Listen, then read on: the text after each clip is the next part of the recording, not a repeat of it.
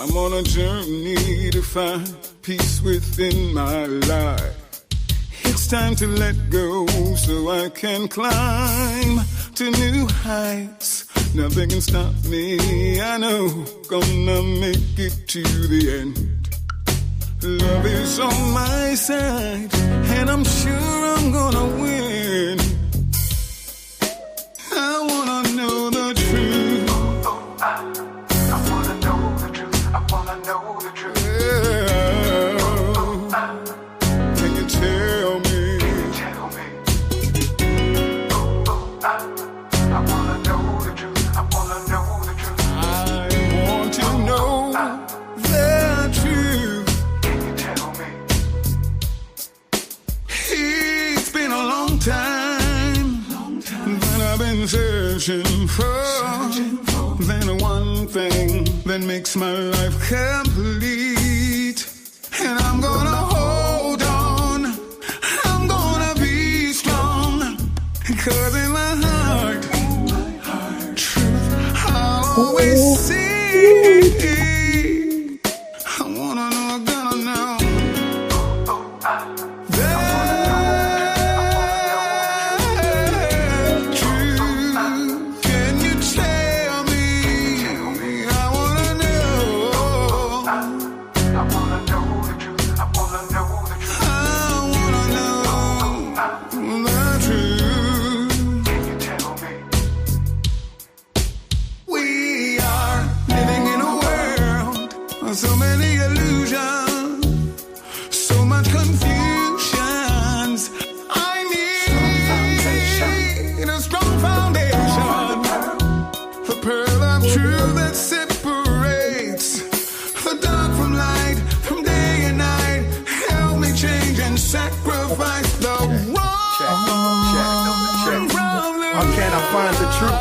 Let me count the ways. I can focus on my ancestors to brighten up my day. I can listen to a sage or an elder's wise words. Try some deep meditation where the Most High is served. Because the truth is beautiful, like children playing in the park, or inside of rhyme ciphers where genius is spark. Be the dark, the light, and all the time that's in between. And you can find mad truth inside of trance states and dreams. Listen to that little voice, it be telling you for true. And with a bit of divination, show you what you gonna do. Whether it comes abstract or the stone hard fact. Cause if it comes from God, it be the truth, that's that.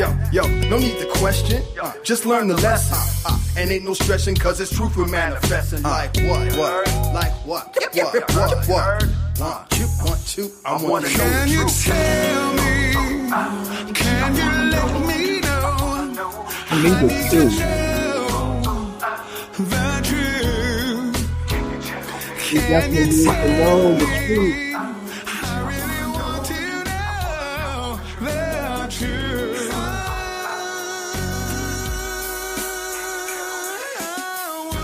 The food. Peace and blessings, everyone.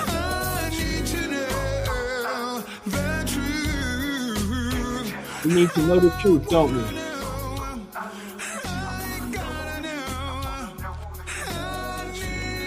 All right.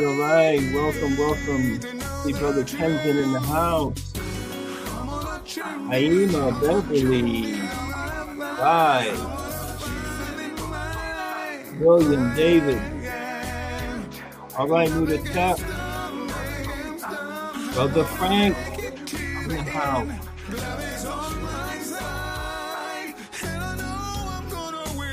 Good to see you.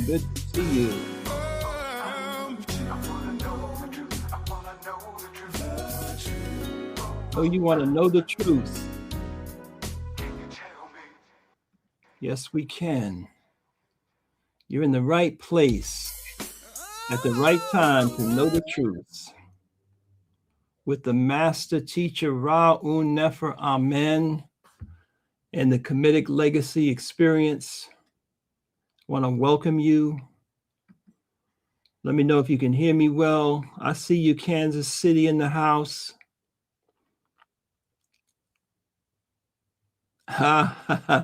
Yeah, the music is smoking, ain't it? That's the late, great Ankh Ra Amenhotep, one of our ancestors now. And we will be bringing his music to Kamitic Stream very shortly. Peace, Sister Aretha. Brother Kima, I see you. Sawanir from Hawaii.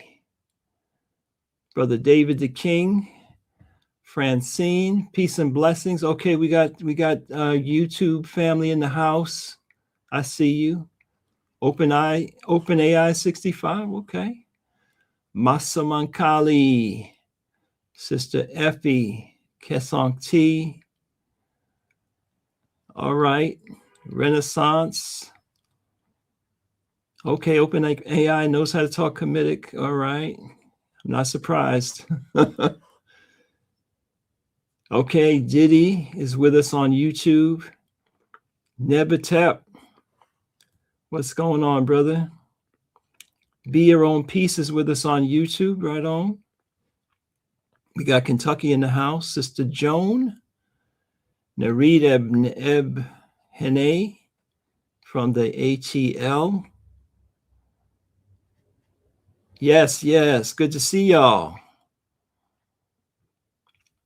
Barbados in the house. Okay. And Oakland is here. Where else where are you at? Put your location in the chat here. We're going to stretch these Kamitic, beautiful, godly, angelic wings across this globe and spread the divine influence brought to you by our ancestors, our Shepsu. Boy, Dwanite, they left a record in stone. As the brother says, Ashra Kwesi was here in Philly with us. He said, the book's in stone. Dwanite, somebody had the foresight to know we need to take this precious, ageless wisdom and make sure it will last for a few thousand years when we're ready to come back into this world. All right, Frank, you fired up? You ready? I'm looking forward to seeing you in 2 days at the Atefu conference. Got my Atefu merch on. You know, we're getting ready to make it happen in Philadelphia.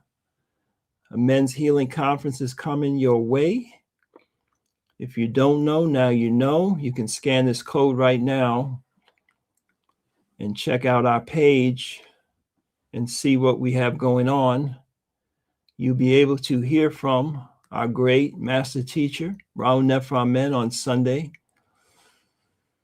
and many, many other powerful teachers and brothers will be coming together to share our energy, to level ourselves up to the next level of peace and joy and spiritual elevation so that we can be the men that we need to be for our sisters, for our mothers, for our daughters. All right, sir, I see you. We got Oakland in the house.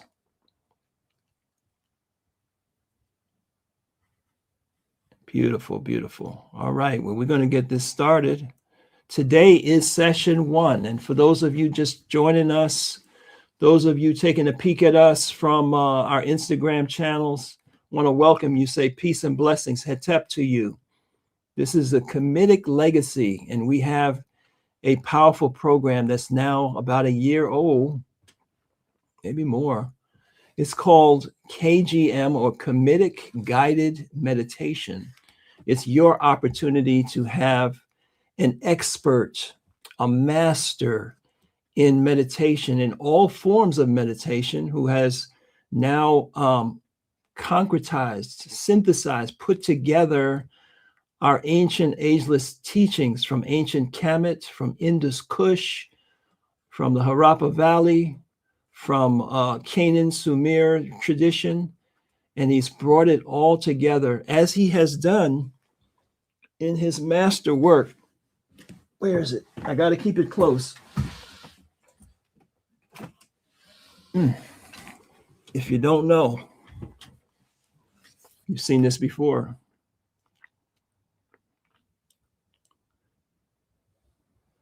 It's pronounced Meduneter, Volume 1, Masterpiece, now available in hardback. This is a 50th anniversary, 50-year edition, right? Way back then, and even before the book was published, he showed us the thread of truth that links together all of the high spiritual traditions, and showed us the correspondences so that we could communicate with each other. We could understand what our Hebrew brothers and sisters are saying. We can understand what our Yoruba brothers and sisters are saying. We can understand the Akan tradition. We can understand the indigenous traditions from the Americas. We can understand and we can apply the sacred teachings of some of our greatest ancestors who built the civilization of Kamit, or ancient Egypt, as it's referred to, and we can know what was it that made their civilization so great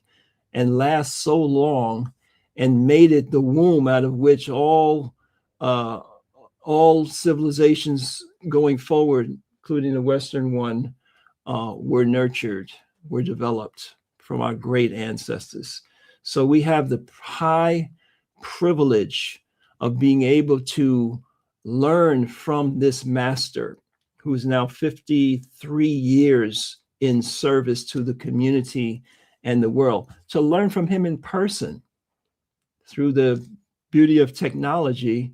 And not only that, to ask questions, right? Like in the old days when you went into the temple, the monastery, and you were able to have the guidance of the guru, the guidance of the sage, the guidance of someone with vast knowledge and experience in living it, to help you on this road of spiritual growth and development. That's what Kmetic guided, that's what we say, and we say in guided, Kmetic guided meditation with the master teacher Ra'un Nefer Amen. And every month we focus on a different aspect of the one supreme being.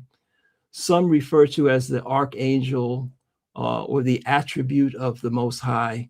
In Kamit, we call them the Netaru, and they are understood through the faculties of the spirit that manifest according to a calendar, according to a schedule that is the foundation of astrology. So we learn how to not be ruled by the stars, but to rule our lives through the energies that are moving in a cyclical manner, moving through cycles every month. So every month we come together, we get debriefed on what is the energy of this month about, right? And how does this energy relate to my success in my spiritual development, my spiritual evolution? How does it relate to my success in my business, in my family, in me taking care of my health? How does this energy relate to what's going on in the world and how I can align myself so that I'm lifted up by the energies that are trending, as opposed to smack down, right? Get a beat down. And you wonder, what happened and why did it happen now? Because the wind was blowing a certain way and you didn't have your sails set the right way. So we get that in session 1. That's what you're going to enjoy tonight. And then in session 2, next Thursday, we actually do a meditation together online. Now that part, you have to be a member. You got to be a subscriber. And it's cost you a ransom, $25 a month. $25 a month. You get to be a member and you'll be invited into our private online public meditation. And then on session 3, you'll be able to report on your experience with the meditation as you worked with it through that week. And you'll be able to ask questions and also learn from the experiences of others, because spirituality and spiritual evolution is certainly a group process. Okay, I see you, Helen. Achampong, Wahuntasang. And I see Dr. Brown has joined us. We can get started. She's got volume 1. She says it's a masterpiece. And she also has the realization of Netanu. I saw that in your library. Brother Rametza, welcome. Okay, so we are assembled, we are in place, and want to bring to the stage of Kmetic Legacy, the founder of Kmetic Legacy, the founder of the Asaraset Society, the author of over 40 works, including the 7-volume Meduna Tear groundbreaking set. And the author and composer of the meditation music that you will be using in Kmetic guided meditation, that has that has 40 something, some of them, but most of it 50 years of practice and efficacy, proof that it works. So let's put our hands together virtually for the master teacher, Ra'un Nefer Amen. We refer to him as the Kgm Herukhuti. That's the title of the leader of the nation in ancient Egypt. And we greet him in the words of power and peace. Anech Harak. Kgm Herukhuti. How are you this evening? Fine. Can you hear me well? I can hear you well. Thank you so much for joining us once again. Thank you for that wonderful introduction of our teachings and our programs. We owe a lot to you. Thank you.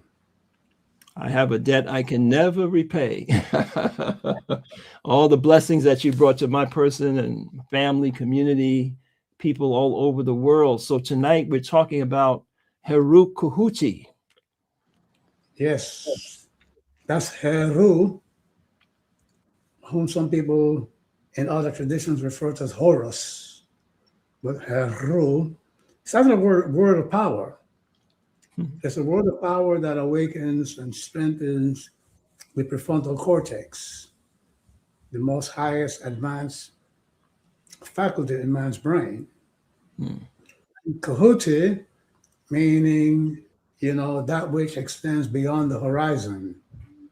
In other words, if you can think of a power, our ancestors were such great poets that when they want to speak of the immense power, the martial or Heru Khuti, the Heru Khuti part of our spirit, they wove this phenomenal image of a power that extends, beyond the horizon. You say, well, how big is something? Well, think of the horizon, walk towards the horizon, and when you get there, let me know that you're there.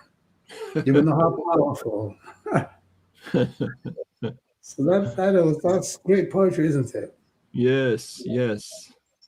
And the question is, will you, if you could be responsible, would you want to have that power?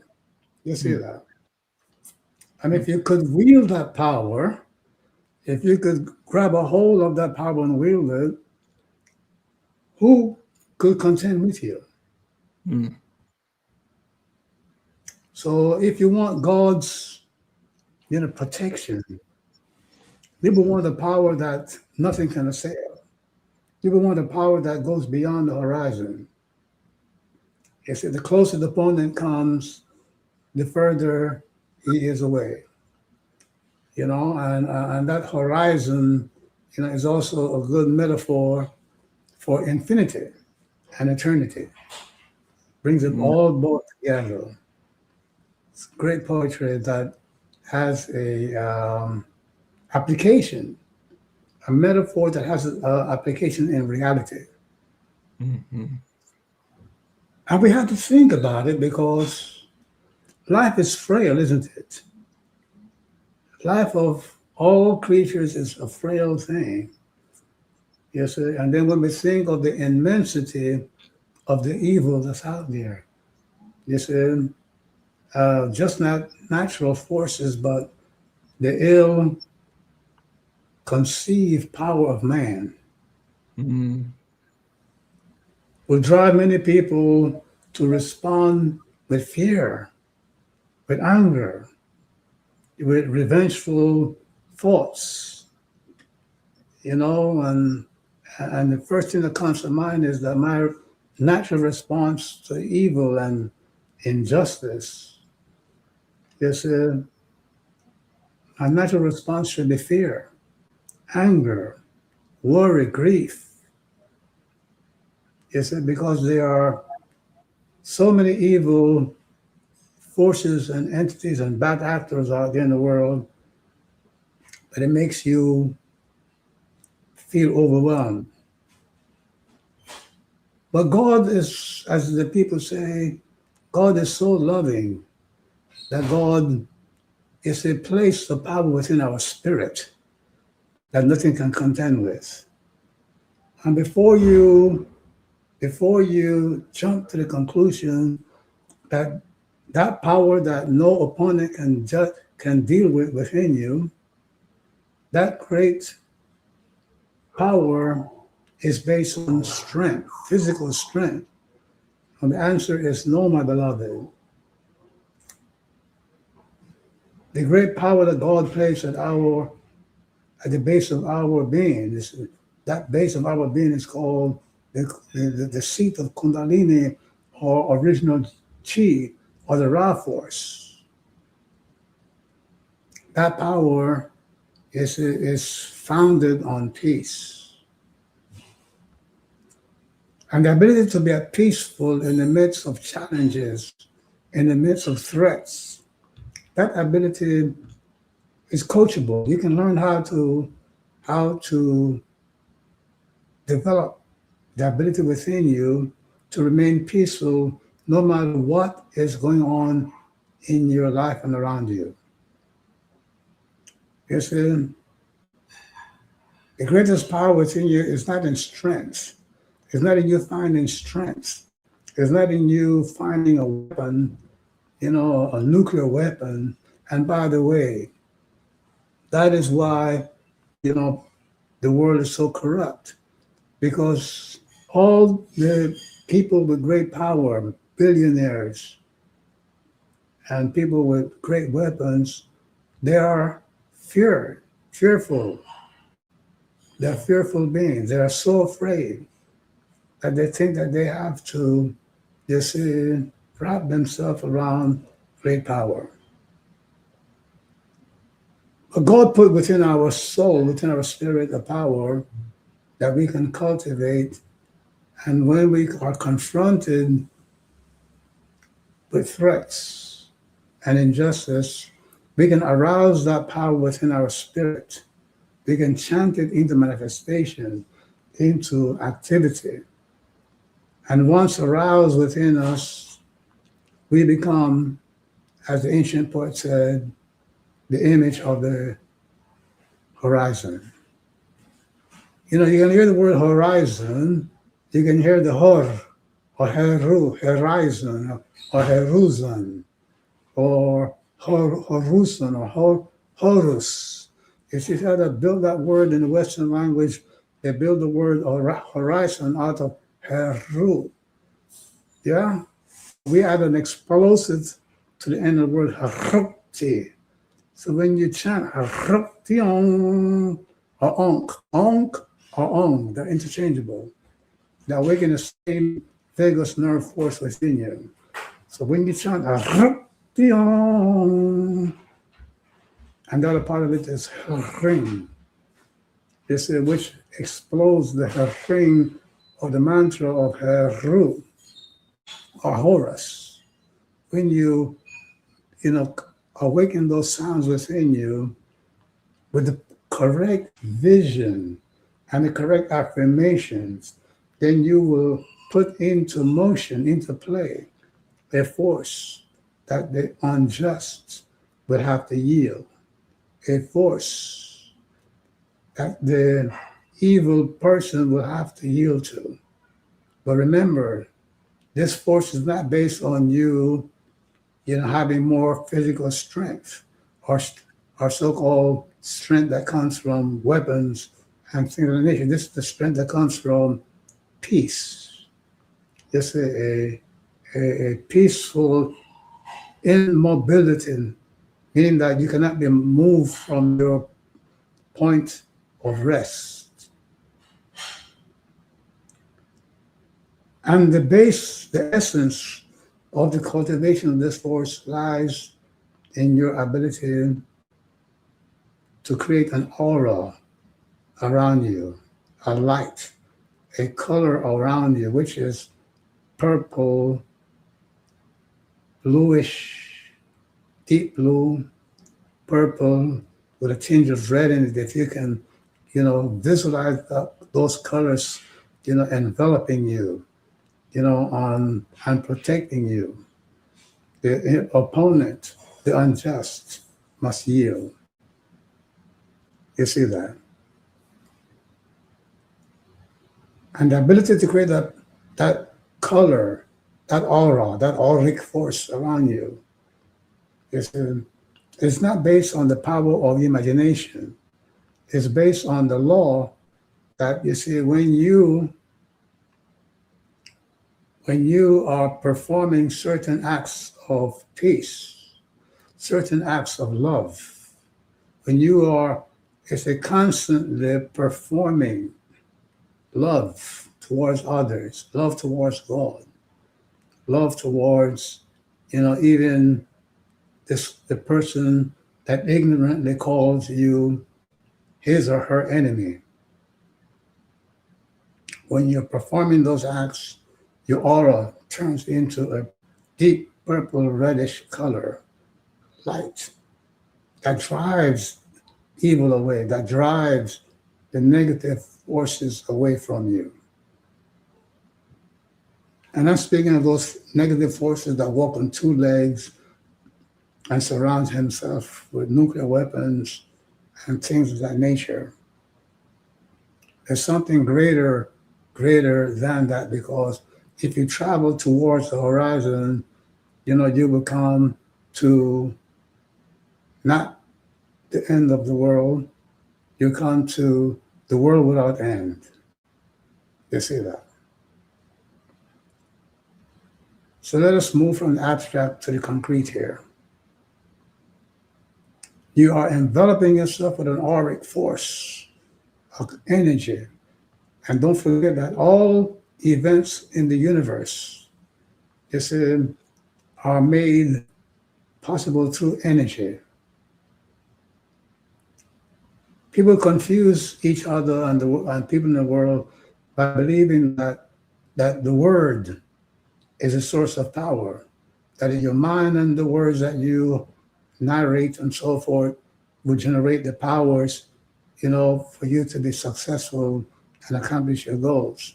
No, it is the forces, the energy, what the Chinese call the Qi, Egyptians call the Ra, the Kundalini and pranic forces of, the yogic tradition, the power, of the horizon. You see that? Is wielded by the kind acts that you cultivate in your life. Cultivate your person to be kind towards people who don't have it together. Cultivate your person to care about the infirm, to care about God. And in the Kamitic tradition, you show your care of God by furthering God's agenda. In the book of Knowing the Transformations of Ra and Defeating Evil, meaning that as the more you know about divine truth, the better capable you are for eliminating the evil around you.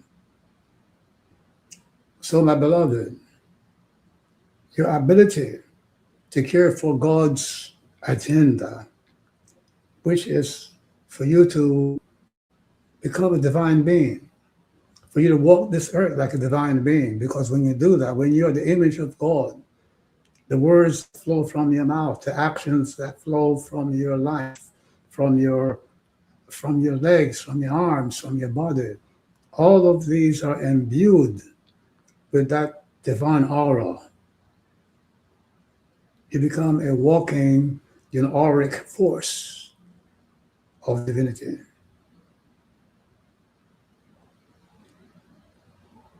I know this might sound, strange to some of you, but after this lecture here, go on the internet and look up,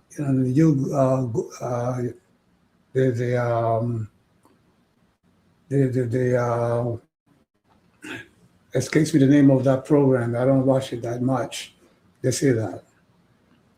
But you will find that there's a lot of very important articles that deal with the power of light. You see that? Power of waves. And you find that the subtler you go, the deeper within the molecule, the atom, the deeper you go, the subtler you go, the greater power, is unleashed by that force.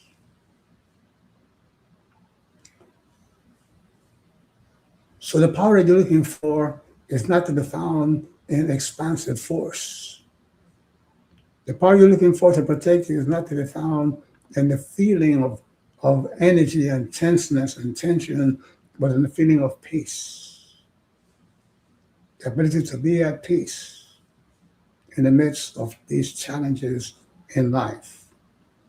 We're living, especially right now, at a period in history when the health of most world beings is being threatened.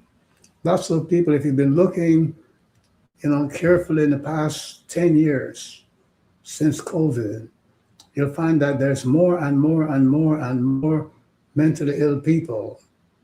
You see, that is that excessive tension and fear that is taking hold of people's soul. You see that? People have not been taught and do not know how to be peaceful in the midst of the kind of threats that we're experiencing today. So many countries are seeking nuclear weapons and threatening to use it, and many of our youngsters are lost. If you look at the data on the internet, you'll find that young people today, especially young males, you see that, are growing up and living in this, frenzy of anxiety. They don't know where they will be 5-10 years from now. They don't know how they will be in a safe space. And that safe space for all mankind is resting deep inside your soul and your spirit. The word and the image that God has bequeathed you with, use it to cultivate affirmations of truth, affirmations about your divinity. When you establish yourself as a divine being, meaning one who has the capacity to be at peace in the midst of challenges and ruthlessness. Because God gave you a psyche and a mind that is 100%, responsive, 100% controlled, by your will. So when you will your thoughts, to cultivate in your mind the truth that you are an invincible, that you are an invincible divine being. This is the source of your divine protection. But the thing is, you must cultivate that force, that knowledge of your divinity, while your psyche and your mind, have been aroused to the frenzy of the universal power that resides in the horizon. There's a universal power that resides in the midst of the horizon, the horizon, horizon, the Heru Khuti, meaning, my beloved, God has blessed you with this power. Do not waste your years on earth pursuing, the pleasures of this world. Take time out to nourish your divinity. Get to know it. You're not a human being. Human means humus, earth. Humus is the earth. The human is an earthly man. Think of why did they concatenate the word earth? Earthly, like in dirt, with man. Why did they put those two together to symbolize mankind, meaning a kind of man? Because there's another kind of man, which is a God man, a God woman. You see that? A divine being. and all of your spiritual literature admit that there's such a being. In the New Testament of the Christians, they say one of the disciples says that the problem with the world is man, the human, and he says, take off, the human garment and put on, your divine robe. You see, the divinity in man is also, taught in the yogic tradition. The rishi, R-I-S-H-I. Lots of people do not know that a rishi symbolizes the divine man, because in the Kamitic tradition we find that, you see, the symbol of divinity is the eye, because we, our divinity, our divine actions are carried out by seeing, by perceiving. And rishi means to perceive, the purusha, the perceiver. So when you master the yoga of Patanjali, you will find that, the mastery of that yoga is for you to get to the point where you should develop the ability to see yourself seeing, as opposed to getting lost with what you can see. You see that? The highest stage of yoga is to arrive at the state, of consciousness, being conscious of being conscious. That is the greatest samadhi state. And that is what you have to do. Spend your time cultivating the knowledge of locking your ability to see, on what you can, and your ability to see, not what you see, but your ability to see. Once you put those two together and keep it there, you will see that which is looking as you is a peaceful entity. And that is how you know what peace, feels like. Student once asked me, how do I know when I'm peaceful? I say, you will know that when you're peaceful, when you're able to lock your seeing onto that which is doing the seeing. You see, you have to grow beyond what can be seen and fixate yourself on the ability to see that which sees, which is who and what you are. You're not the mind. You're not the psyche. You're not the soul. You're not the spirit. You're that which sees the soul. You're that which sees the spirit. You're that which sees everything that can be seen. You see that until you get to the point of seeing nothing but your ability to see. You are the seer, the purusha. You see that? So next week we will learn to go into trance with the Heru Khuti Heka, or mantra, as it's also called. We will teach you how to work with it, take you into the experience of that Heru Khuti, seeing Urshets. So you can get a start on how to bring that state around for you, so you can go beyond responding with fear and anger and worry and grief, this is from the threats that you're experiencing in the world today.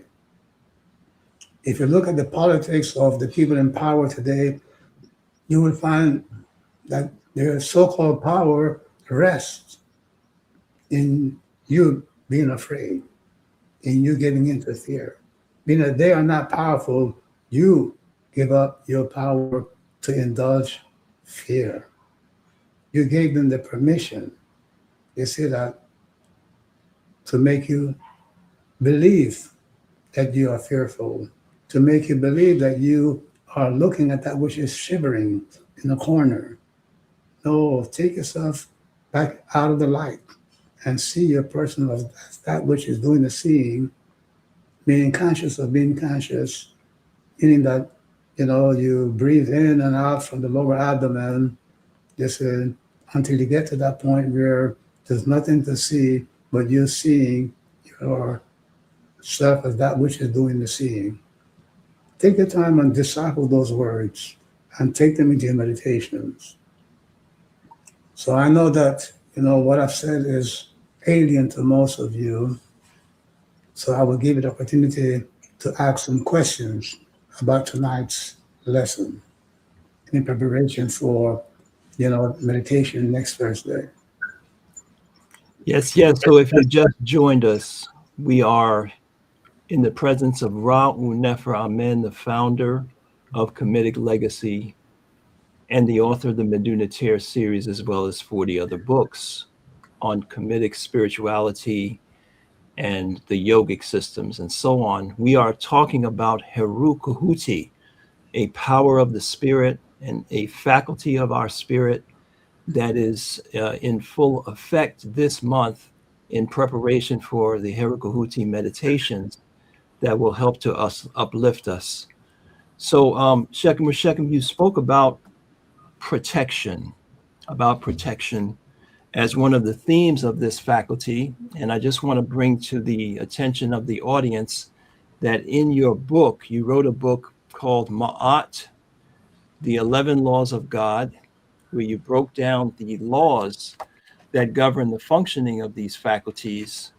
And on the subject of Heru Khuti, you gave us the law, which some people may be wrestling with understanding, that says that we need to know that God neither punishes nor rewards nor protects, that you will have the comfort of controlling these for yourself. Can you share with the audience some insight into this law and how this would relate to protection as you were bringing to us today? Yes, absolutely. Stress. I wrote a book called Stress Free for Life. And in that book, I showed that part of the foundations of having a stressful experience, giving into stress, part of it comes from the lack of control. If you're in a situation where something negative and dangerous is going down, you have a better chance of remaining peaceful and coming out unscathed by being in control. You see, when you lose control of a situation, that is when you will perform at your worst to protect yourself, to be at peace, and things of that nature. So rather than create a world, in which you see God is your protector, you see, God has given within you, has endowed you with a faculty in your spirit that enables you to cultivate the protection faculty within your Heru Khuti so that it can emanate automatically in situations, of challenge. Meaning that if you take the time to develop that spiritual power within you, Heru Khuti, yes, it will manifest itself automatically as an automatic reflex. Yes, when you are threatened. So, if you spend your time now cultivating that faculty, now you know that you are in control. You have the ability to choose, to respond peacefully, to maintain the peace within your being, and so on. Because you were sent here on earth to become a divine being, and that is a major part of your divinity. So I hope that answers your question, sir. Most definitely, most definitely. All right, and please post your questions in the chat as we are going along here. Also, Master Teacher, you taught us that Heru Khuti relates to the fifth sphere of the tree of life. It relates to the manifestation of justice, and also corresponds to Ogun. In a world where such a predominance of injustice, we find ourselves in a world where a small handful of people control the majority of the resources, and through their connivances, have put many, the majority of people in very difficult or even survival situations, in such a world where there's such an imbalance of resources and power. How are we to understand justice? How are we to understand God's plan as it regards to this earthly plane? Well, we understand justice, as part of the, let's backtrack a little bit here. The justice that we give to others is what comes back to us. You see that? Meaning that people, don't understand that the law, what the Hindus call the law of karma, the law gives you control over, your ability to escape injustice. You see, and I will explain that a little later because it's deeper than that. But you see, God enables you, to escape injustice by giving you the power, of controlling the flow of injustice and justice. Meaning that the law of karma says that which you do will come back to you. You give love, love will return to you. You give injustice, injustice will become of you. You see that? There's a saying that if you plan to do harm to somebody, dig two graves, one for the person you want to do harm to and one for yourself. Because you see, what goes around comes around. You see? So in the law of karma, you see, God is not punishing you. You see, the punishment that you're experiencing in life, is the punishment you gave to others either in this life or in an earlier life, in a past life. You see, and it's important to understand that man, does not live for just one life on earth.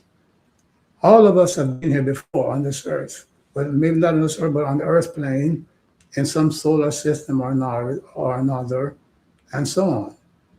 So the understanding is that, God will be unjust itself. God will be a source of injustice if there was no eternity. Think of that child that, is brutalized.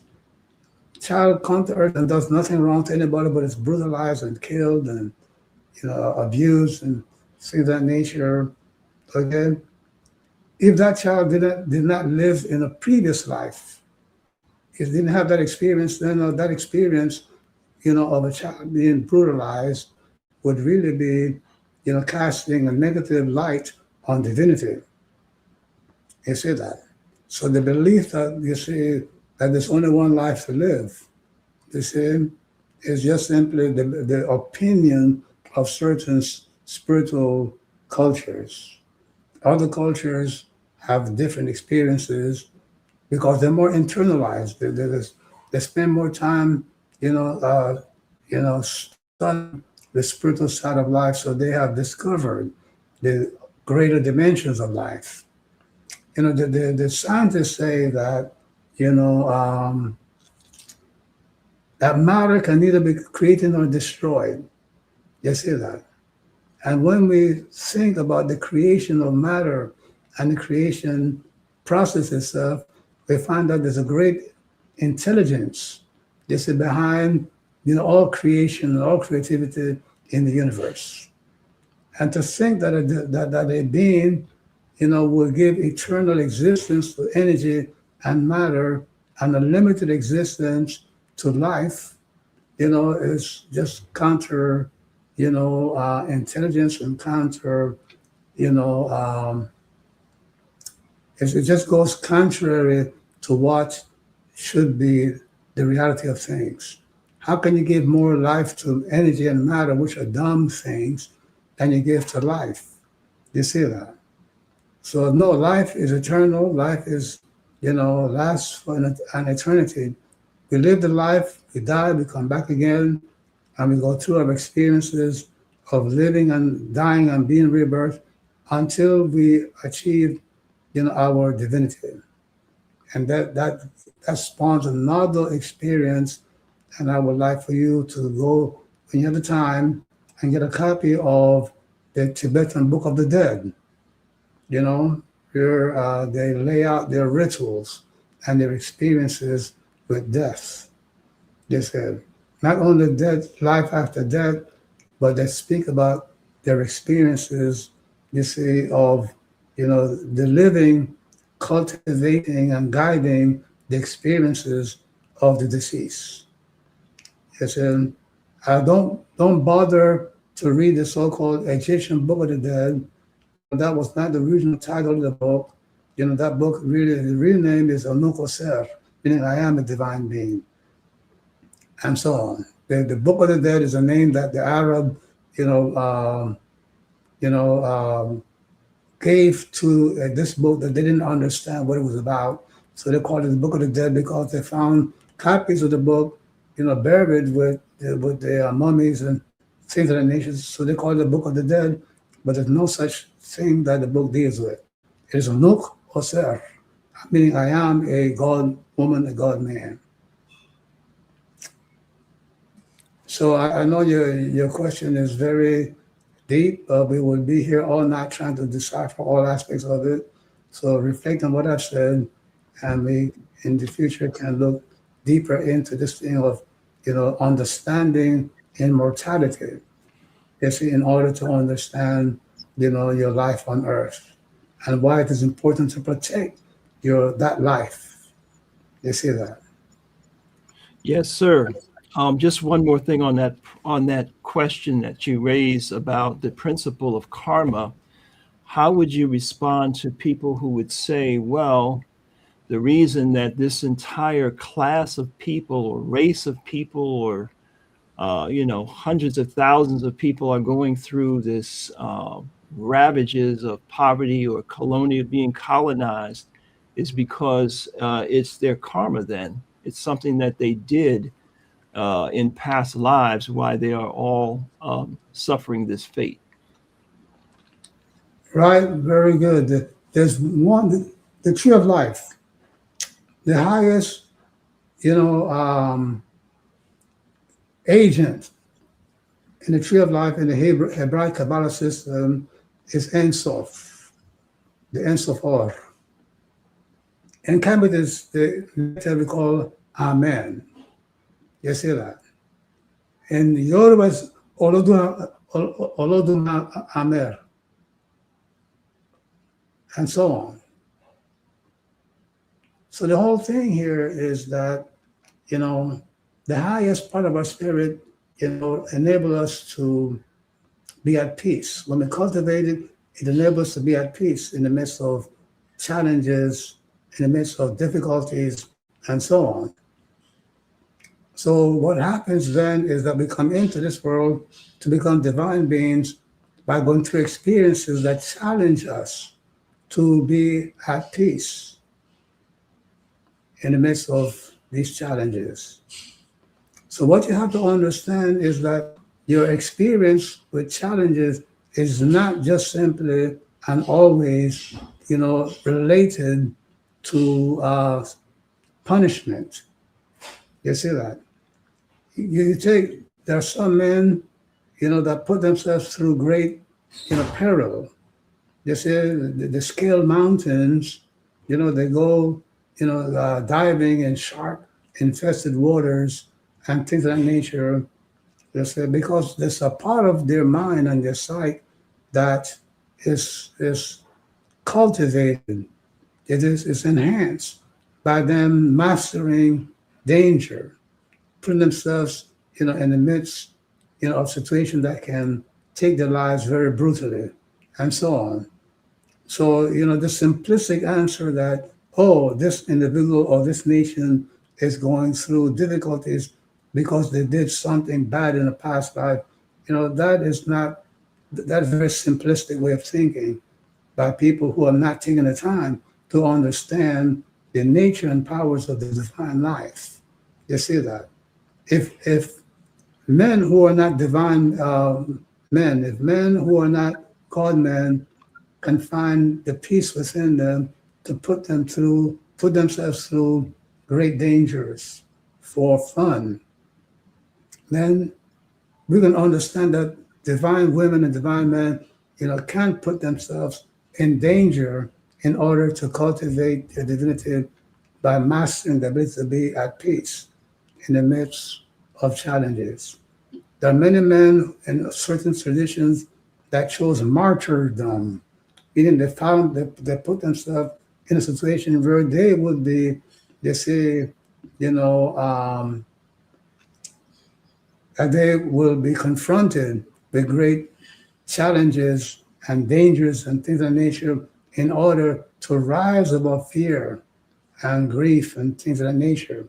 So you need to take more time to study, the spiritual life and along, millennia. The spiritual life beyond, the one or two incarnations. Many of us have been here many times before, and we find ourselves going through, difficult situations, because we chose. As a matter of fact, in the Yoruba tradition and in many spiritual traditions, there's the adoption of people choosing to come back to earth and agreeing to go through certain experiences. We all choose, and we all, we all see what we're going to experience when we come back to the new life, and we agree to go through it. You see, because life is not a thing about pleasure, and comfort. Life is a thing about challenges and growth. And the goal of this growth is spirituality and divinity. You see that? Why do you need to be a divine spiritual being unless you're going to be challenged with the worst things that life can dish out? You come to be a divine being because within your divinity resides the power and ability to rise above the greatest challenges, or as we say, that which resembles the horizon. We are studying right now. We are learning from the master teacher Ra'u Nefer Amen. And on our YouTube channel, we have TN3123, who asked the question that many of us wonder: why does it seem that the wicked escapes karma? It appears that they do evil and become more powerful. Once more again, you said, when you say the wicked escape karma, that's a false statement, because you said the karmic wheel, extends beyond, the one incarnation that you are experiencing now. You see that, meaning that you said you might escape, the justice meted out by your peers. You see that, okay? And the ability to kill others, the ability to do wrong to others is not a sign of power. So these are mental constructs that are incorrect, that the evil person escapes karma or escapes justice. You see that? They might escape, you see, the justice meted out by their peers. You see that? But the lessons of not indulging in such behavior will come to them in a next life, you see. And then there are some people who do wrong in a life and seem not to go through, repercussions for their acts, but quietly they could be living, hell. But either way, in this life or some other life, you will go through you will go through experiences, that will redeem your incorrectness. And I say redeem because, like I said, some people, tempt. They come through life with a tempt. You see, life to, let's say, bring pain and suffering to them, and they call it martyrdom. You see that? And the the results of such temptations, depending on how you view it. You see, if you go through it, as a being with the understanding that you are beyond, suffering because you're divine being, it's a different experience than going through, the difficulties of life with the belief that you're a human being suffering. You see that? There's a saying that which does not kill you make you stronger, but that statement is incomplete. What doesn't kill you will make you stronger only if you go through it in peace. Because if you're going through challenges, you see, without peace, you are already in hell.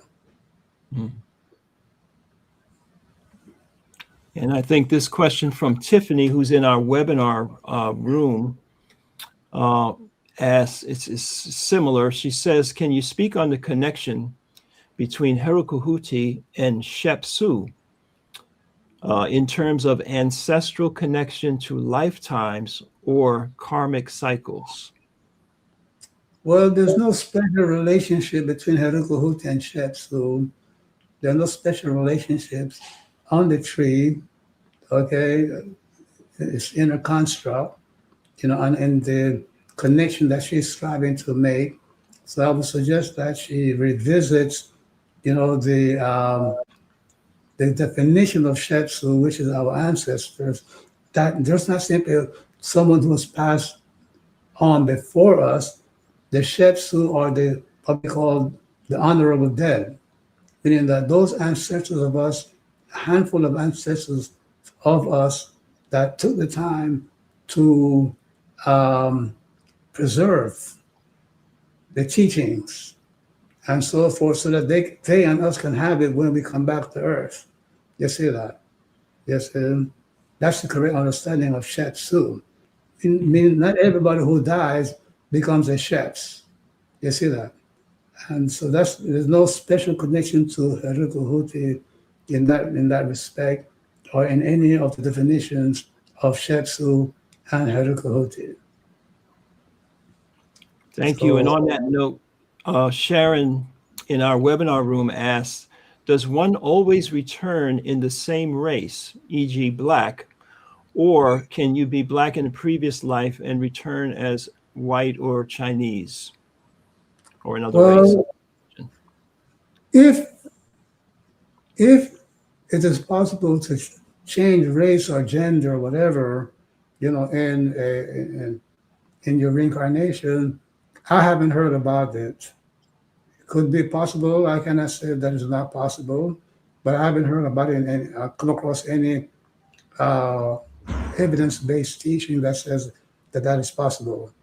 On the other hand, I can say that you don't need to go through, a change of race or gender or whatever have you in order to learn the lessons of spirituality. Mm-hmm. We have Xavier in our webinar room who says, if the essence of our spirit exists beyond time, is karmic justice not sequential in time? Can we experience karmic energy from something we have done on a different temporal plane? Well, the statement is coming from the belief that there are different planes that we live on simultaneously or sequentially, okay? And that's what's, once more again, part of, the school of thought, that speaks about 4 dimensions, the 4-dimensional life and things of that nature. Once more again, not in my experience, And one of the things that, is very important to understand is that this spirituality is a subject that has, in recent years, escaped what we call, fact evidence, support. By its very nature, the spirit and the soul, by their very nature, lend themselves to the belief, of all types of 4-dimensional, mental constructs. You see that?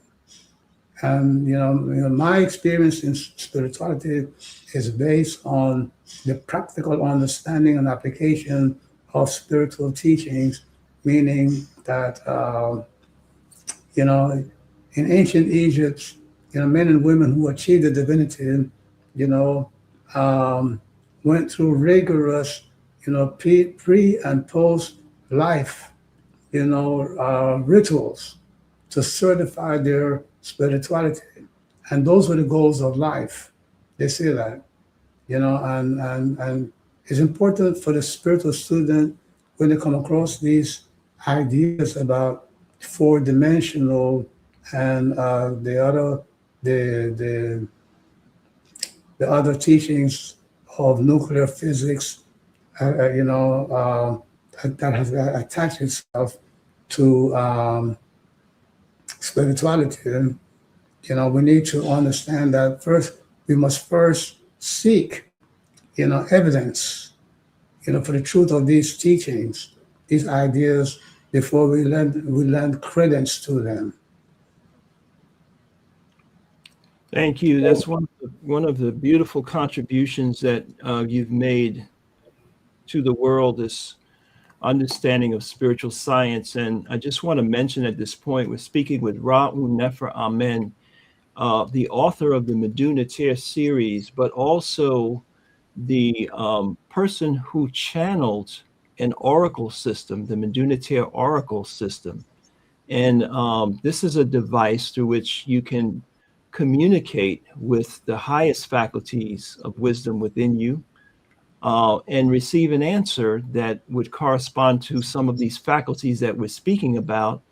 And we have over 40 some odd years of experience seeing the evidence of the accuracy of these readings and how they point to these faculties.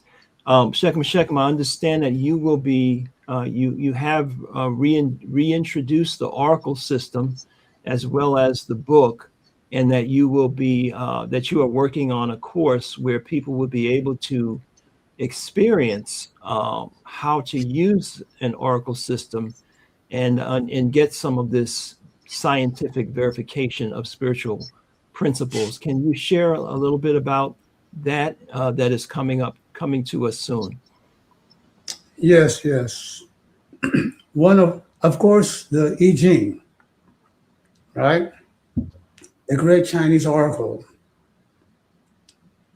enable us to build our community by guiding us, by giving us answers that were very objective, the divine answers, spiritual answers, and so on. So we built a spiritual community, and many people built their lives, their relationships, their career, through answers that came to them through the I Ching. So that is using the oracle, using spirituality with a specific spiritual mundane objective. And the same thing is with the Meduna oracle that I brought forth into the world, okay, some 50-something years ago, and so on. So that oracle prescribes meditations. It shows you what part of the spirit is engaged in you trying to become a doctor or a wife or husband. You want to, travel to live in another city. You want to find the best school for yourself. And the answer is just not simply yes or no. The answer is, if you do X, Y, Z to develop yourself spiritually, to become a God man or God woman, this is the faculty that you must arouse and awaken and strengthen for it. So the Meduna oracle it lets you know, whether it's best for you to do something or something else, but the success of what you're doing will come through by the cultivation of your divinity. So it becomes a part of an initiation mechanism. You see that? So, and that's what I mean by, fact, evidence to support, your spiritual ideas, your ideas about the spiritual life and things of that nature. You see that? Okay. So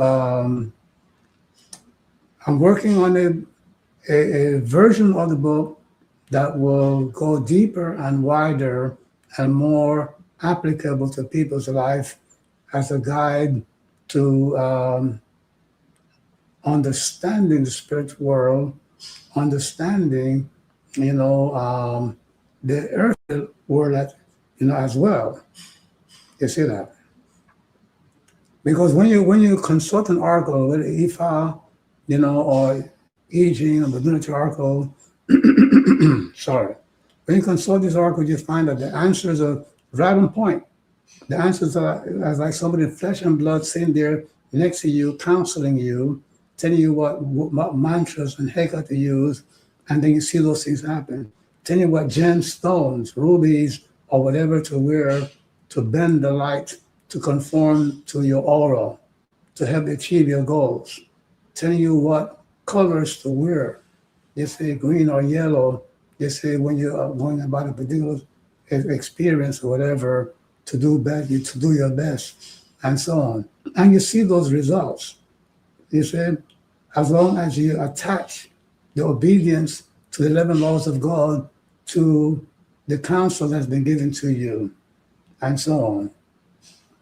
So if the book is forthcoming, and it should be exactly when, but I have the feeling, okay, that's going to happen in the next 6 to 12 months.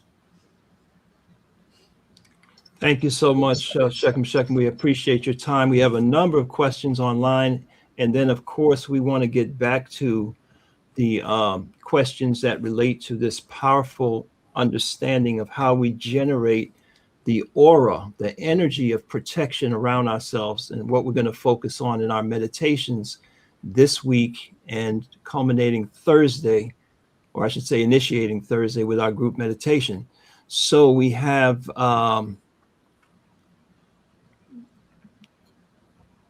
Summer Joy in our webinar room who says, can you speak more on the work we can do to evolve from just being a human being and to operating more as our divine selves?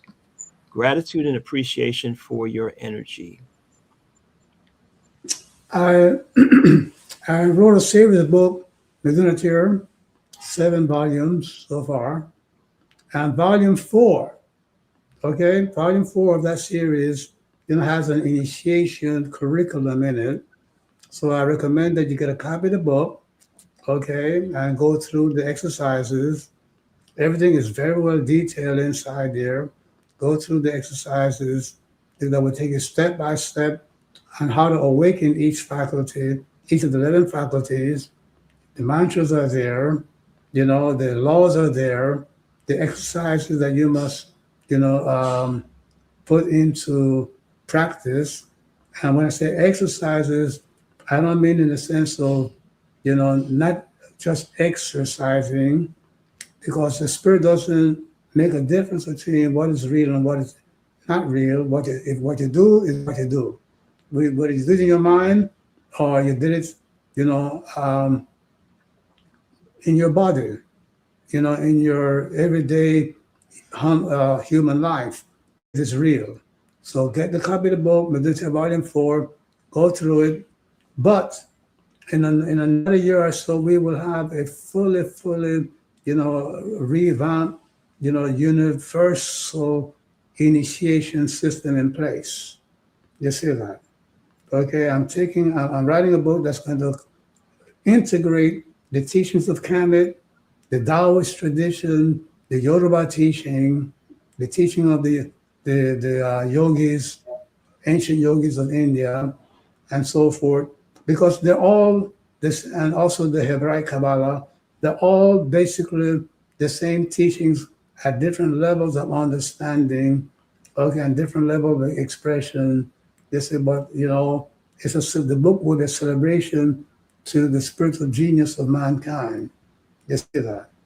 And one of the reasons for this book here is to counteract a lot of the Western, non-verified, ideas that have attached themselves to the spiritual teachings of antiquity. This is why we so appreciate his time. Oh my. So we have Isa Muhammad on our YouTube channel, and he states, I believe that's a he, according to the Native Americans, Wetiko is a term which relates to a psycho-spiritual illness. Is the current world suffering with this ailment? Peace and blessings and one love. Thank you very much. First of all, I'm not familiar with the word. I'm not familiar with the name of the illness. Okay, but all illnesses are cyclical. All illnesses, come, recede, and come back. Everything in the universe is governed by the law of cycle. So, and the thing is, but I'm glad my brother pointed that out, because one area that I will be studying, this fall here coming, as part of the universal, initiation system I mentioned earlier here, is the Koshina dolls. The Koshina dolls are really, each one is a symbol of a part of the soul. You see, and they tie right in to the soul symbols of the Taoist tradition and the I Ching. You see that? And it's time that we give a major recognition to our, brothers, in the American Indian tradition here. You see that? But the teachings very much like the I Ching and the Tree of Life are found in the Koshina dolls. So maybe my brother that asked the question will take the time out to study the Koshina dolls and make correspondences through my Meduna chair to the universal, quest for spiritual enlightenment. And we have Forever Young on our YouTube channel who asks, is it possible to redeem out past with meditation in this lifetime? I think they're speaking of the karma we were speaking of. Is it possible to redeem out the past with meditation in this lifetime? If so, how? Absolutely. As long as you understand that you're going through challenges in life for spiritual growth. You see that? Now, some of these challenges you were supposed to not give in. So if you gave in, then you have to redeem yourself. In some cases, you did not give in which case you learned your lesson. So if you find yourself, you see, at an early age, inclined to certain, incorrect behavior, and you don't know where they came from, it is most likely that incorrect behavior was cultivated in a past life, and you can redeem it not just through meditation in a certain kind of meditation. And it's important to understand that the act and state of meditation by itself will not redeem you. You have to take meditation is a way of taking into trance, going into the deeper recesses of your mind and your psyche. That's it, to recondition the engines of your behavior, your conduct, to manifest the proper conduct and the proper behavior and so on. So just that meditation is using meditation for the proper mantras, the proper affirmations, the proper spiritual, scientific, knowledge to make a change in that behavior process. Welcome, welcome. If you're not familiar, we're speaking with Raul Nefra Men. He is the author of the Kamitic Meditation system, which combines the Heka, or words of power, with the breathing techniques, with visualization and affirmation, all in the package of a meditation script. So if you're not familiar with meditation scripting, You can learn more about that in the Ma'at 11 Laws course. And of course, you'll be exposed to that as you join us in our Kmetic guided meditation, our KGM practice. Fred Bantu on our YouTube channel asks, can we stop coming back to this dimension / Earth? Well, my brother left out the reason for that belief. The reason for the belief of not coming back to Earth came from the Buddhist tradition, you see, that looks at life on Earth as a place of eternal suffering. This was a behavior, a philosophy of Buddhist monks who did not master their teachings. So they never got to that point where they could rise above, whatever the earth could dish out to them. You see that? Once you become a divine being, then you will there's nothing that can happen in this world to cause you to suffer. Because to become a divine being means to transcend suffering. And let me not leave that topic. I want you to understand, my beloved, you came to earth to transcend suffering, to get to the point where you arouse all your spiritual faculties and your soul's faculties to place you beyond anger, fear, worry, grief, temptations, whatever. You are greater than and any of these things. You see that? Once you master them, the earth will lose its ability to make you suffer. So you have no problem to avoid, no reason to avoid coming to earth because you have mastered it.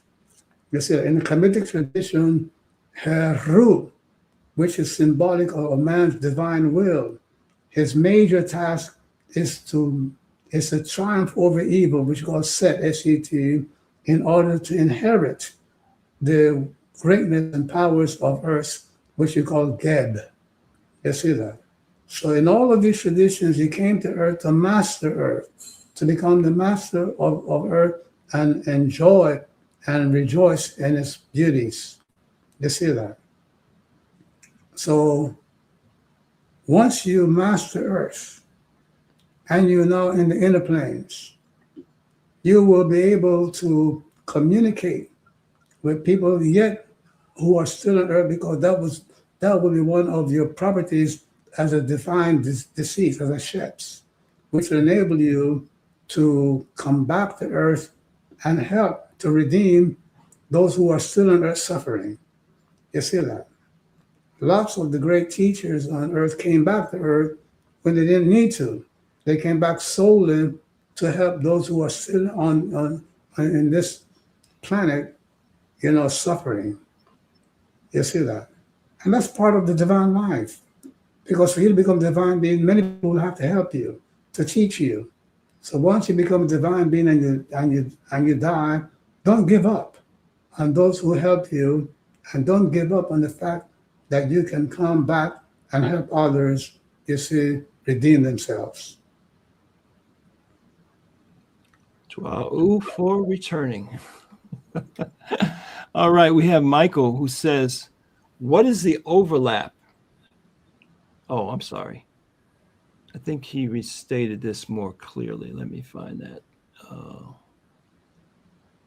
The overlap is Yes, what is the overlap between peace and joy? When you are in a state of joy, does your peace deepen or does joy break a state of peace? Peace seems to be taught as a state of calmness. Very good. People mistake peace for calmness. Calmness is really muscular, relaxation, deep muscular relaxation. You see that? The difference between peace and calmness is not in the state, but in the way it is brought about. Meaning that, peace by itself is meaningless. It's peace when and how. So when you are calm, meaning, you are in a state of calmness, in the midst of a challenge, then we have peace. meaning that peace is not calmness by itself, but it is that calmness that comes into expression, you see, when you are in a moment of being challenged, you see, and threatened. You see that. Now, joy, there are a lot of things bad and good that can be enjoyed. Once more again, it is not the state of joy, it is the object of enjoyment, meaning that you see, the joy that matters, you see, is the enjoyment of being at peace in the midst of a challenge. You see that. That is the real joy. If only, you know, a Lamborghini makes me joyful, that is meaningless joy. It is the joy that comes from the triumph, you know, over, you know, emotionality and greed and things of that nature. So, you know, learn to understand that, you see, it is not the state of peace, but the expression of peace in the midst of challenges that counts. And the expression of joy that counts is the enjoyment of that peace. Because when you learn to maintain the peace and enjoy the permanent experience of peace, that is called happiness. Happiness is a state of joy. It's the enjoyment of peace that doesn't end. And you see, this is what, you know, the yogis in their meditation and yogic exercises are working towards. You see that. Boy, we are having a powerful night tonight, family. Put your hands together in the chat. I want to make a quick announcement, and then we're going to take just 2 more questions if we could, Shekem. I know we're coming up on the 9:30 hour, but I do want to invite everyone to either participate or to share in our Atefu conference. It's a men's healing conference that's happening, according to the countdown here, in 1 day, in 2 hours. It's going to be kicking off on Saturday morning. And you can go to atefu.org. Let me just share with you. This is the continuation of a tradition that was started by our master teacher. It's a healing space for men, for us to address the particular conditions that we face through our spirituality, through proper diet and lifestyle. So Saturday, May 23rd, this Saturday, we're starting off with breath and energy working. We'll be out in the park if weather permits. If not, we'll be in our facility on Germantown Avenue in Philadelphia, Pennsylvania. And we'll also be on the internet, so you can join the program with us from wherever you are in the world and participate with us online. So it's a hybrid event, in person and online. We'll be talking about how to eat like a man, we say, you know, how to eat not according just to taste, but according to scientific principles of diet, what foods, herbs, and supplements will help to nourish you, to help with your longevity, with your performance, with your mental clarity, and so on. We'll be talking about mental health, meaning mental fitness and resilience. And we're also going to be having special sessions for the youth. This event is free to 17 and under. And we want to encourage you to encourage your sons, your nephews, your grandchildren, grandsons to attend this event and learn from spiritually oriented experts who have been in this lifestyle for decades. We also have special workshops for them featuring one of our chiefs and priests who runs a youth school, I don't want to say African-centered, a truth-centered school in Pittsburgh, Pennsylvania, be joining us. We're going to have Wayne Chandler as a guest. He's going to be speaking about the African origin or genesis of the martial arts and the healing sciences. And we will also have some meditations that we will be doing live in person. On Sunday, we will be speaking about cultivation of male sexual vitality and the elevation of that sexual energy to your spiritual development. We're going to be talking about the real foundations of manhood, that is the ability to live and govern your life according to the higher laws of Ma'at. And we will have a keynote address by none other than Ra'u Nefer Amen on the application of the Kmetic sciences to achievement and success. So this is a fundraiser, an event to help us to build our organization. I did see the question about, are there physical spaces where you can learn about Kmetic spirituality? Yes, you can. We have various places around the country, and we are building more with your assistance. So you can go to atefu.org. And I also want to mention that we will be having health services available, given by Dr. Chester Phillips, who is a doctor of complementary medicine, traditional Chinese medicine. You can get your pulse taken, you can get examined, you can get acupuncture treatment, and also he's certified in herbal therapy, Chinese medicine. So you can book right on the website an appointment, and they are limited. So if this is something that you are able to attend and you need some assistance, make sure that you take advantage of that. We will have a Buy Black marketplace, and we will enjoy cuisine from Philadelphia's longest running vegan restaurant, that is the Nile Cafe. So I expect to see many of you there. And if you're watching on a screen device, you can scan this code on your screen right now and get to our website, get all the details, and get yourself registered. You will also have the opportunity to purchase the recordings of the event if you're not able to attend this weekend. So with that, let's get to the last couple of questions, and take this one down. So we have devoted follower, all right, in our webinar room, and he says, in your book, Qigong Success, there is a special breathing known as Dumo or Gatumo breathing that is taught. Is this helpful in supporting the Heru Khuti faculty and overall health? And is the procedure described the most up to date? Thank you, sir, in advance for your life-changing work. Very, very good question. If you go on the internet today, you'll find a lot of articles and YouTube,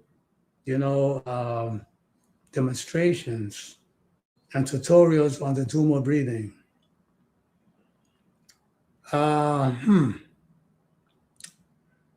The one book that I would recommend, and if you want good evidence-based information on Dumo, follow just one book. It's called Tibetan Yoga. Ivan Wentz, W-E-N-T-Z, Ivan Wentz. I know he's a white man, but he paid his dues. He went to Tibet, studied with the monks for many, many years, proved himself, and they initiated him and taught him many, many, many secrets of yoga, mantric, kundalini, and so on. But of all of the articles I've seen on the internet, in books, and so on, they all pale in the way they teach. They all pale in the way they teach, to the book by Ivan Wentz, Tibetan Yoga. You will also want to get a book on the different, bandhas in Hindu yoga, because Dumo breathing, is based on the bandhas, the binding techniques of yoga. And the third thing you need to get is a teacher. That's why I paused at the beginning. The third and most important thing you need to do will be an authentic teacher who has been, certified as a master of the system. Because if you decipher the teachings, and that some of it has to be deciphered to keep it out of the hands of the wrong people, okay?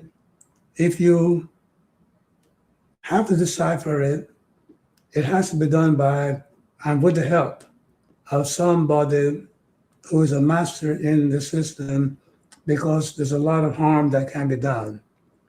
What kind of harm? Consider the fact that the Tibetan monks, in training, they were certified by their ability to sit naked in the middle of in the snow,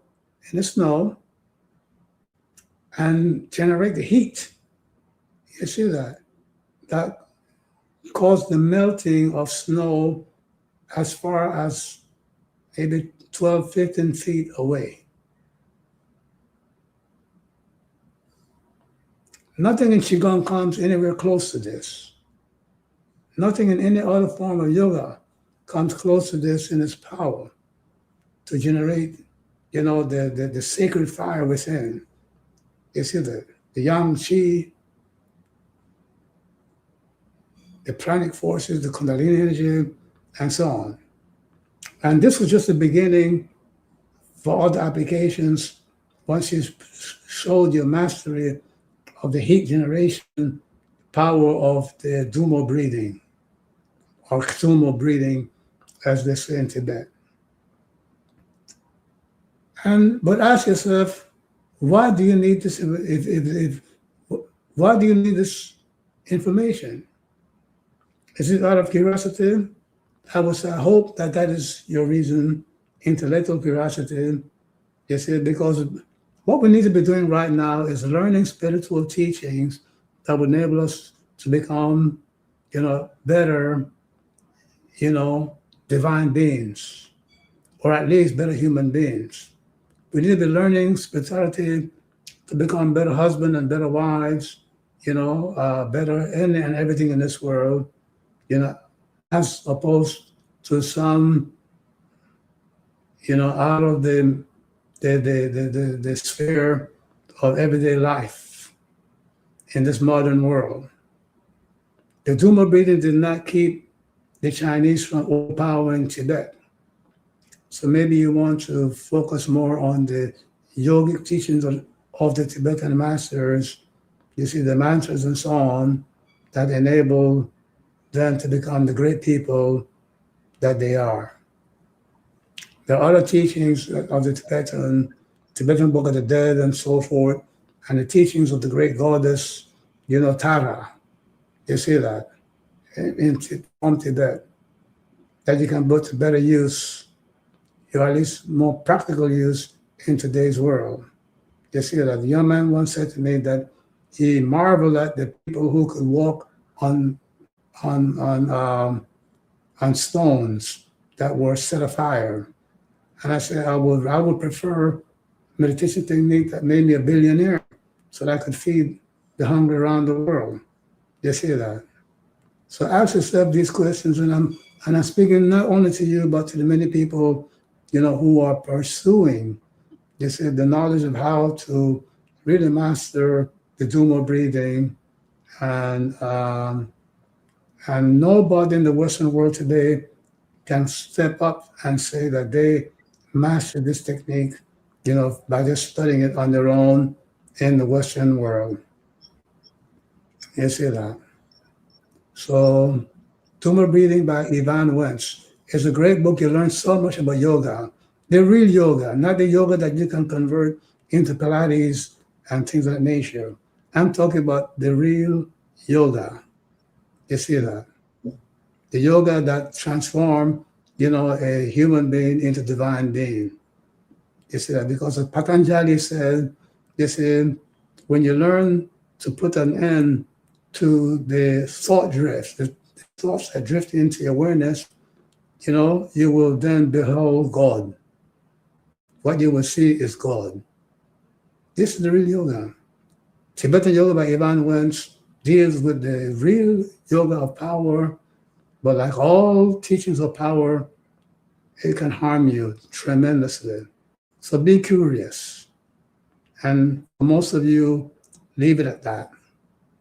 Or at least establish a foundation in the mastery of the 11 laws of God and the meditations on each of the deities that make up your tree of life, so you can have the 11 guardians, the 11 neteru, to guard you through the process, of mastering do more breathing. The book by Ivan Wentz will speak to you also about the 10 things that all yogi must learn and do and not do. The 10 things, which we call the 11 things. They call it the 10 things. And this is the way to move through these teachings. Peace and love to you. Thank you so much. I want to bring your last comments back around to our assignment this week and this conversation around protection and generating a field of protection. But I wanted to ask, relative to traditions that understand Heru Khuti as that faculty to protect us and to help us to bring about justice, how do we understand the history, for example, of Haiti, where the story is that Ogun was invoked in order to empower the people to free themselves from the colonial powers? And how would that relate to the use of this divine power of protection that is under our own control? Well, first of all, get a good book on Haiti, the Haitian Revolution, Revolt, and you will find that they did more than just simply invoke Ogun. You see that. They also sacrificed many black pigs, rituals of black pigs, and things of the nature, and so on. And then I think about and they also joined forces. They got the mastery to pit the British against the French in order to defeat the French. You see that? And so the whole thing is that, you have to ask yourself, after Haiti was independent, what went wrong? We find that one of the leaders of Haiti, enabled the French, to kill the leader of Haiti, in those days. His name escaped me. Maybe one of you remember the name well. And invited him to France, under a ruse that they will make a good peace and help build back Haiti. And instead they turned their back on him and harmed him. The other point to understand is that, as a lesson to all the other African nations, Haiti was disenfranchised from all, knowledge and teachings that would enable them to rebuild Haiti, and bring in industry and higher knowledge into rebuilding the country and the people, to teach a lesson to other African people, not to repeat what they did. You see that? Because once the Haitians defeated, the French, all that the Brazilians had to tell, the Portuguese in Brazil was remember Haiti. So the Portuguese let the Brazilians alone. The same thing in America, in New Orleans and places like that, Louisiana, all that the black people said to the slave masters was to remember Haiti. You see, so it was out of great fear that the French, you see, kept Haiti down in a way to keep down all Black people around the world, because they became so afraid of the great martial power that the Haitians, rose to overcome them. But the ritual that the Haitian did is not the same as the one that I'm giving you today. You see that the ritual that I'm giving you today is developing the auric force. That purple, deep red aura. You see, that is, mixed in with the 11 laws of Kamit. You see that? And the Hekau, Ong, Ring. You see that? Herukhuti Ong, Ring.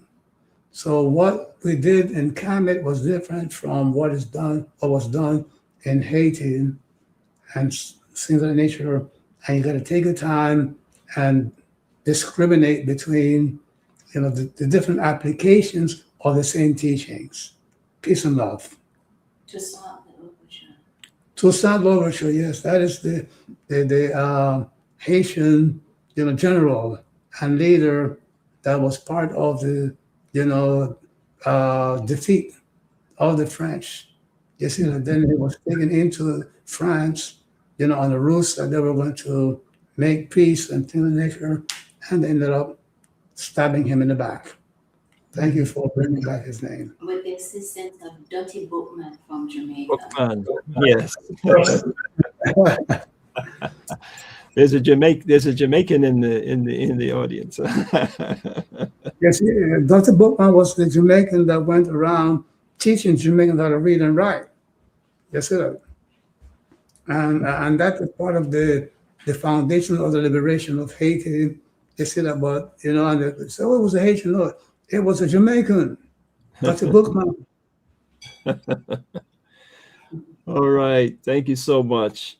I know it's late, but one last thing on this very important topic. You mentioned this auric energy, and so many of us, and we're coming up to this men's conference, it happens to women just as much, but men particularly have been put into situations of potential threat, either from authorities or from other people. You gave us the mantra Pahat, the PH mantra of psychic protection in the past. Is this something that would apply to working on this auric energy, or is that something different? Something different. The Pahat, that's what they say in yoga in India, Pahat, P-H-A-T, Pahat, not fat, but Pahat. In Kamit, they say hat. They say the same thing, hat, and in India, Pahat, which is just simply emphasizing the hat with a P, right? Pahat and hat. And what that mantra does, it engages the vagus nerve, to generate, a force to obliterate a behavior with keeping you from indulging a behavior that you should not. You see that? So that's for self-control. The hat is, empowering the will in a given moment to rise above, giving into anger, fear, or some negative emotion.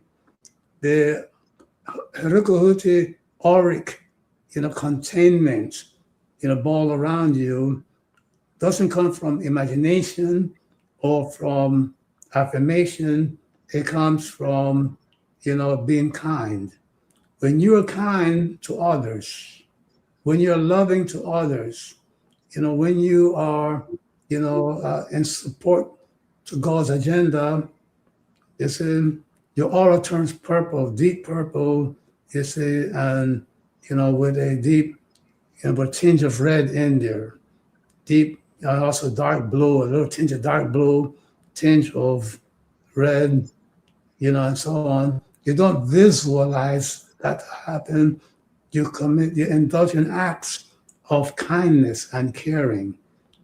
He says that when you live certain spiritual truths, your life force changes. And when your life force changes, its rate of emission, when the life force, when the chi changes, its rate, its wave-like patterns and so on, the color changes. You see that? So visualizing it and wearing the purple that many monks wore in certain monasteries is not the same thing. It's basically the same tradition that purple will protect you, but it's not the same thing as you enveloping yourself with a garment of kindness and caring for God and caring for others. So when you chant, Heru Khuti, see yourself committing an act of caring. See yourself committing an act of doing something to promote God's will on earth.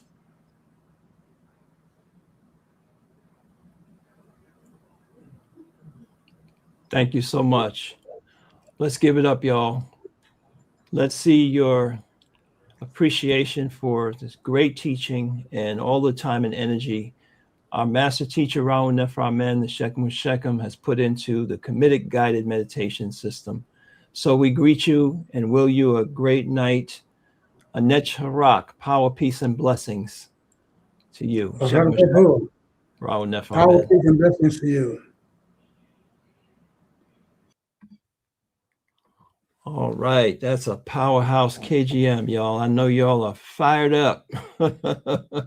What a great! I want to thank all of you who put your questions in. We got to most of them. Try to keep the conversation on track.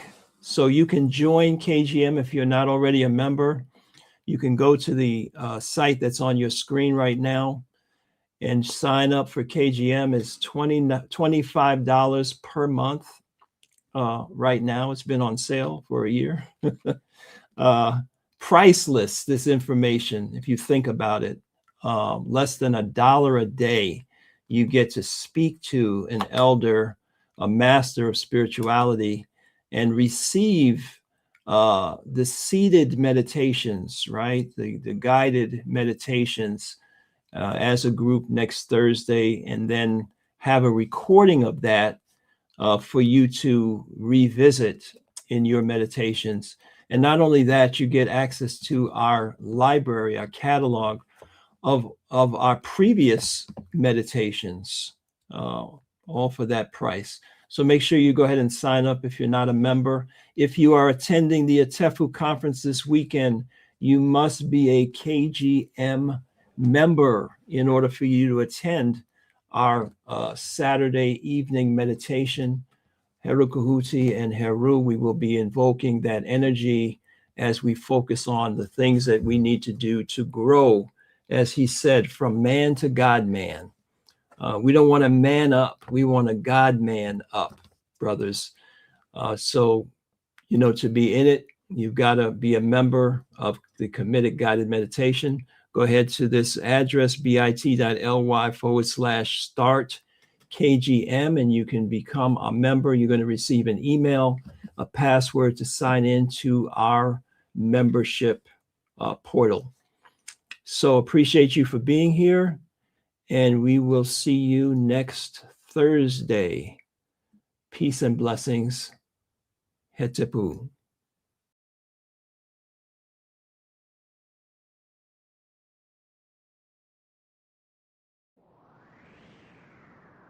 Love is giving, expecting nothing in return.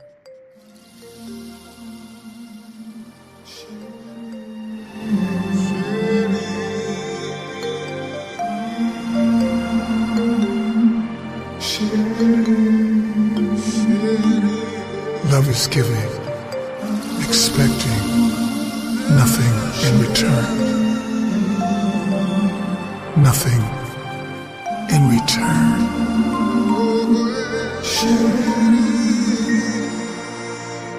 Love is giving, expecting nothing in return. Nothing in return.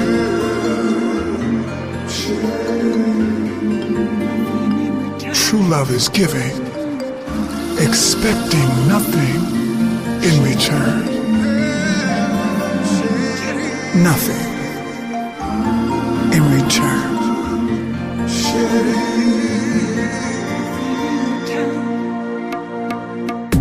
I am you, you and me. The love we share inside is heavenly. This is true for all to see, that our souls unified in a common destiny. The time is now, let's start today.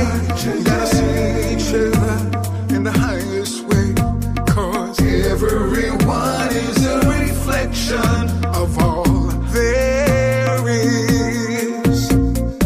Nothing in return, nothing in return. I'm giving, expecting. Nothing in return, nothing in return, nothing in return, nothing in return, nothing in return. I'm giving, expecting. Nothing in return, nothing in return.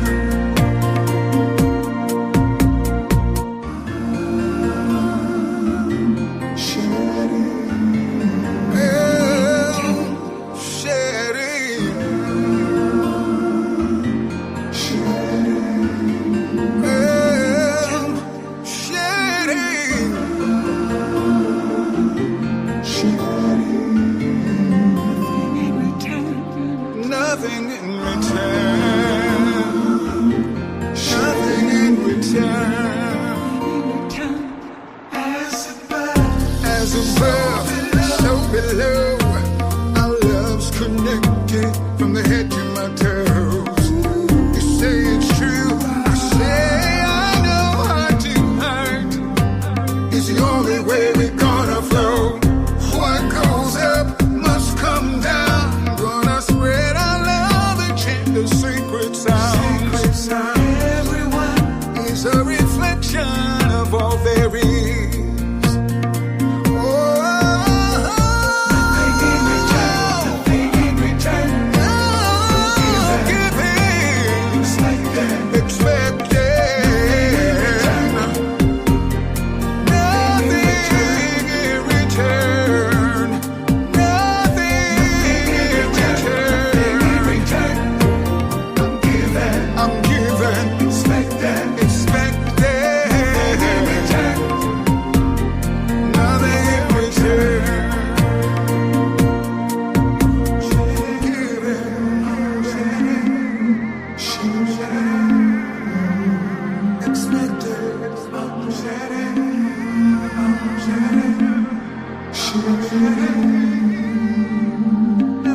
Love is giving, expecting nothing in return.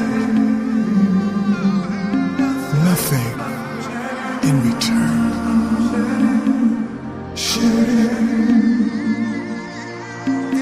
Love is giving, expecting nothing in return. Nothing in return.